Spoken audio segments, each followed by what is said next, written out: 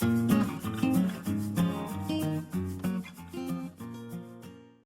everyone, welcome to Into Final Space Episode 2. I'm your host, Gabe Jones. Thank you for everyone's support with getting this thing off the ground. If we get popular enough, hopefully I'll get some folks from the show on here, and we can do some interviews. You've already expressed wanting to hear from Coty Galloway, Olin Rogers, and Devo through Twitter. And maybe someday we can have all of them on the show with us. I want to give a shout out to BFJ Studio at BFJ Studio on Instagram and Twitter, who did the beautiful cover art for the podcast. And Josh at JAG_Vanguard on Twitter for his work on my social media profile pictures. Also thanks for the support from everyone on the Final Space Discord. Now, let's start at the very beginning with the premiere episode of the TBS original series, Final Space. Alright, so let's get into the very first episode of Final Space that premiered on February 26, 2018. I tuned in that night and I was amazed at what I saw. I'm really excited to finally get into the nitty-gritty of the episode and do an in-depth review. I've watched the episode for fun a plethora of times, but I'm going to step through it scene by scene and give some commentary on the major points. Before we begin, spoiler alert. If you have not seen the episode, you can watch on TBS or Verve. So, here we go. Jake Sidwell. Oh my gosh, a huge shout out to this man. That very first chord that strikes as the show opens immediately pulls in the attention of the viewer. This, combined with the backgrounds that are actually sourced from real NASA space imagery, create a beautiful first scene for the premiere episode of Final Space. So, Rogers jumps to the end to open it up. He seems to love that sense of giving the audience some foreknowledge that the characters don't have, but still leaving just enough mystery to keep people locked in. Gary, voiced by Olin himself, has 10 minutes of life, so a good desperation to keep the audience locked in. And we can see very quickly that the show keeps up with Gary's comedy. Even in the face of death, that green red alert system is hilarious. Gary's heads-up display is a definite yes for me. The title sequence. This can make or break a show for me. And now I get to talk about one of my favorite musicians, Shelby Mary. She came on the show with Jake to work on the music. She's one of my favorite independent artists, and I love her music. But her work on the title sequence for the show is just incredible. The building anticipation with the strings paired with the electric guitar makes for one of the best title sequences I have ever seen. Our first shot is two catmen, one of which we can assume is Avocado from the pilot. Kevin is kissing a fridge, moving along. A woman who we can assume is Quinn, with a green alien is attached to her leg, both of which appear in the trailers. Finally, Gary facing the Lord Commander with the comedy of his cookie hitting the face.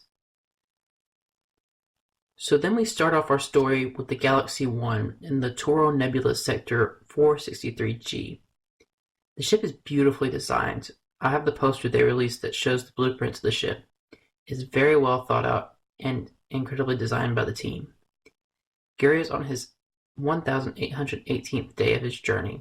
He's alone out in space, repairing satellites, and is generally very depressed looking.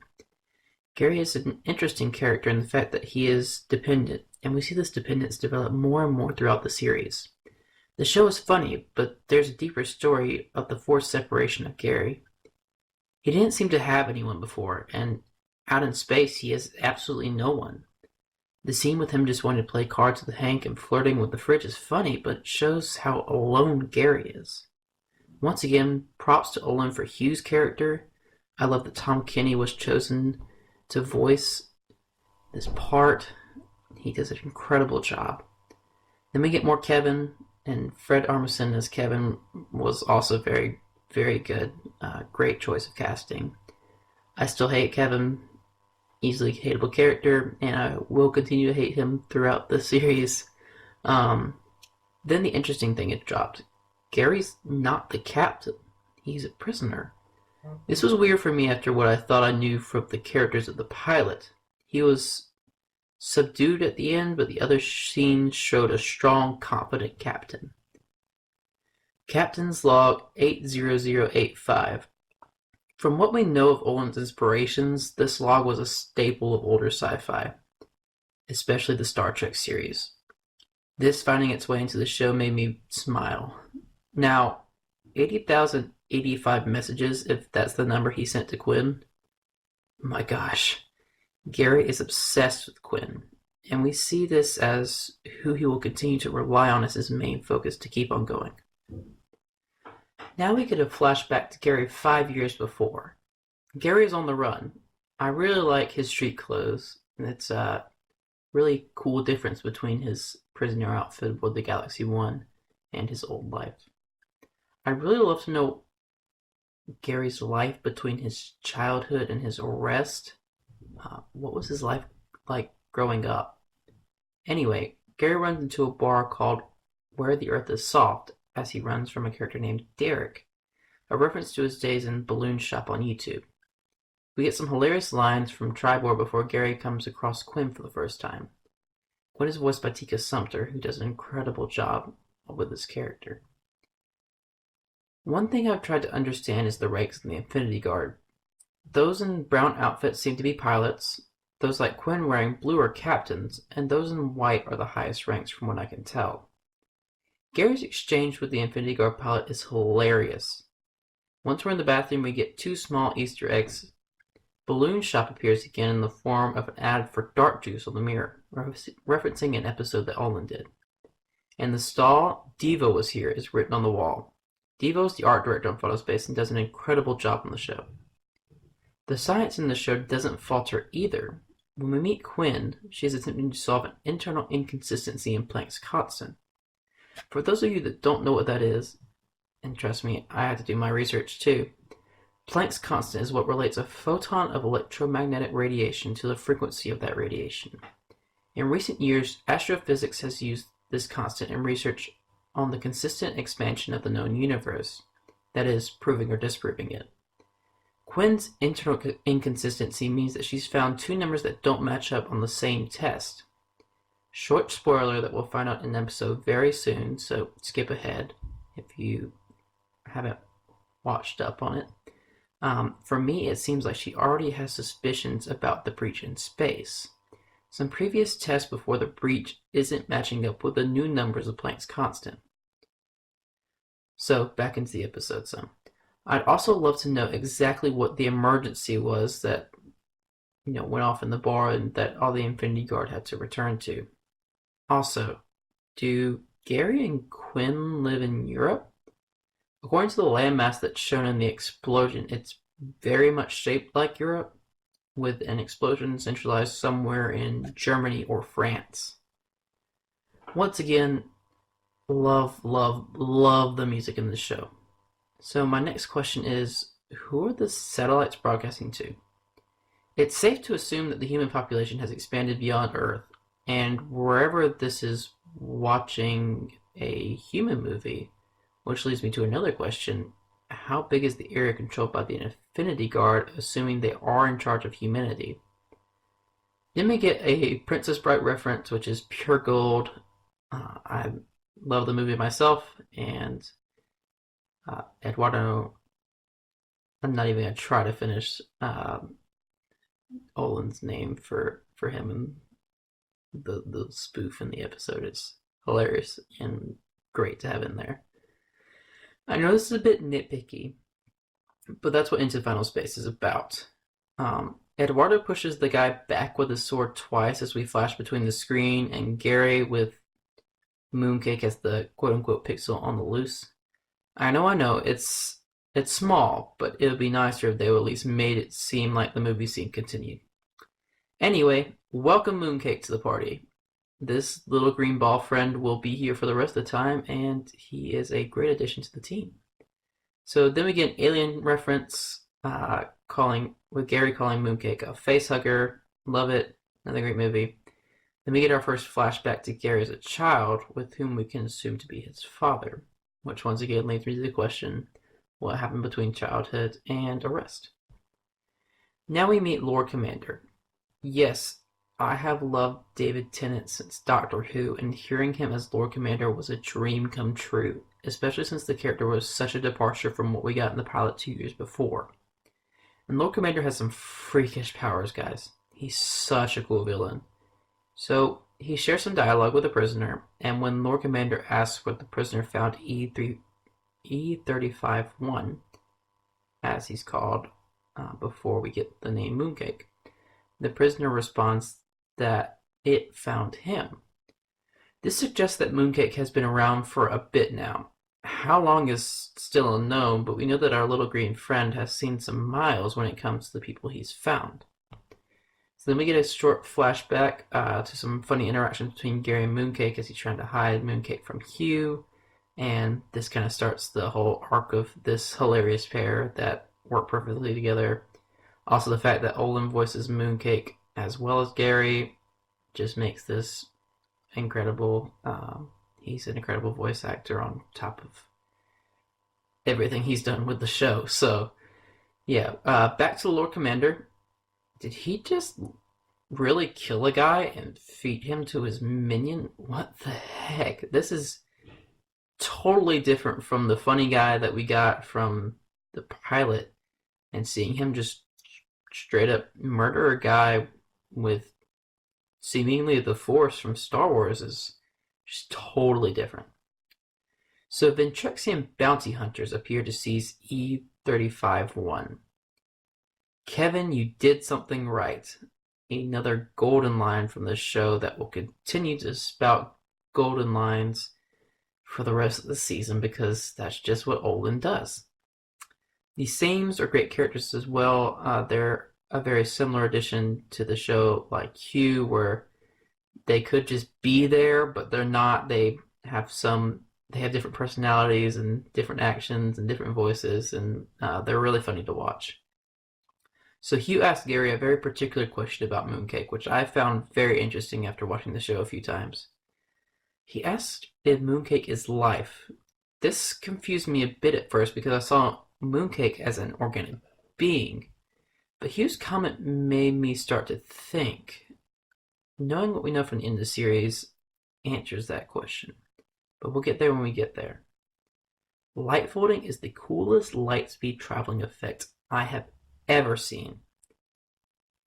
It was totally incredible to watch all those lights and the movement and the shield and everything engaging in the jump and the travel. It's one of the prettiest effects I have seen for light speed travel.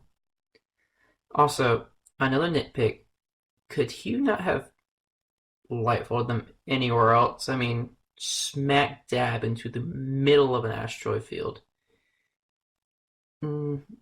I feel like that's something that he might have known. I don't know, exposition moves along, but still. This next scene is beautiful. I do love the growth of Gary in this scene in just the first episode. One thing that has confused me about this scene every time I've watched it is that Hugh tells Gary that the asteroids will swing back and hit the Galaxy 1 and then hit Gary. But next thing we know, the asteroids are heading for Gary first. This inconsistency just has always made me confused. I've watched that scene maybe somewhere between 20 and 40 times, just trying to figure out if I missed something, but I think that's how it's going. Anyway, I now own a shirt that says Failing Upwards, and it's one of the most funny and most inspirational shirts I own. And it's another great line from the show.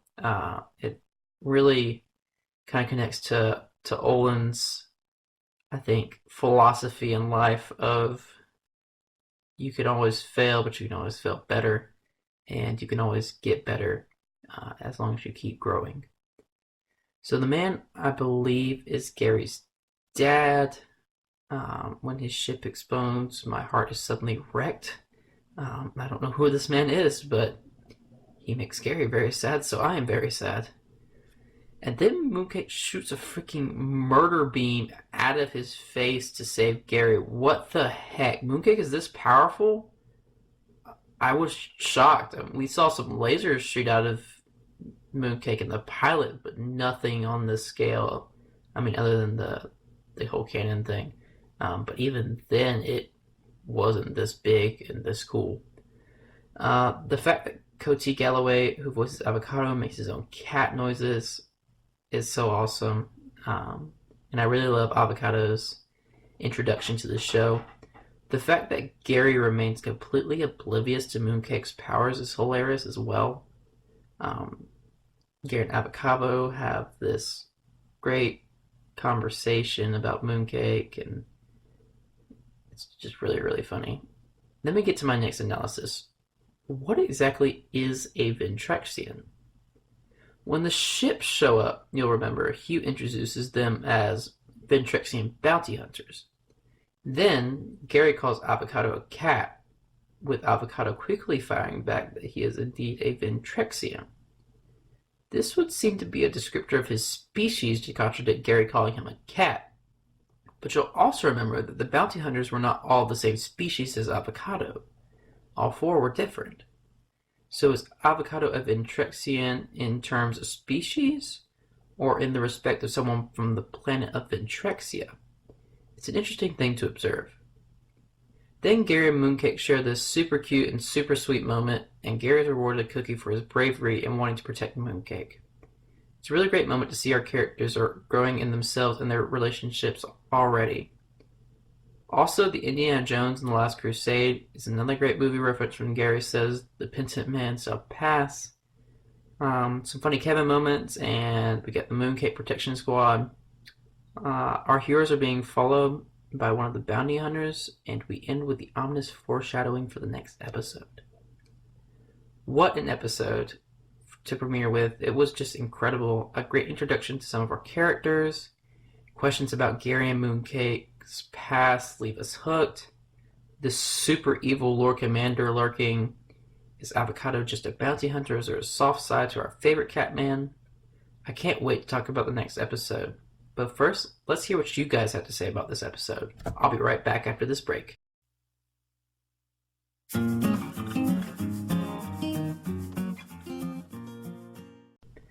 Alright guys, welcome back to Into Final Space. I'm your host Gabe Jones, and we're here for the Fantrexians Respond portion of this episode. So in each episode, I'll be reading some of your thoughts, theories, and favorite moments from each episode of Final Space. So this week on the Final Space subreddit, I asked for some of your thoughts on the premiere of Final Space. So my first question was, what was your favorite part of the first episode of Final Space? Dangerous_Wishbone from the subreddit replied that they love the scenes that establish Gary's isolation and loneliness, just letting the visuals and the music do it without any dialogue. I completely agree. Devo and the art team did a great job, an exceptional job at setting the scene of this isolation.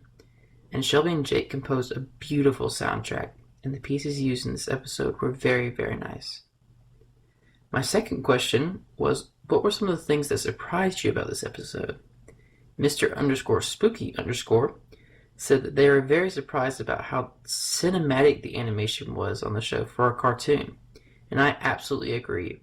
I believe that Olin has said that how he wanted it to be a cinematic experience for the viewer as well. I think Jamfield, who does all the animation, does an incredible job at meeting that expectation. Finally, I asked if there was anything that folks liked or disliked from the show as compared to the YouTube pilot. Juan Manuel P. said that he liked the designs of Avocado and Kevin better in the show, and how he liked Mooncake's design had changed. I completely agree with Kevin, and personally abstain from Avocado's design. I really, really loved his palette design, and I think they'll like it better in the show, but I don't know. Both designs are pretty great. And I also love how Little Mooncake's design has changed as well. So thanks to everyone who got back to me via Reddit. If you want to have your comments read, make sure you're checking the Final Space subreddit, or hit me up on Twitter at IntoFinalSpace. Well, folks, that's all for episode 2. We've done a deep dive into the very first episode of Final Space, and next week we get to look at episode 2 and continue with this awesome action. Once again, huge thanks to all of you who have helped me get this podcast off the ground. Remember to follow me on Instagram and Twitter at IntoFinalSpace. Keep up with me on Reddit, and join the official Final Space Discord. You can find me active on there, posting updates at Mooncake in a Hoodie. Thanks, guys, and I'll see you next time on Into Final Space.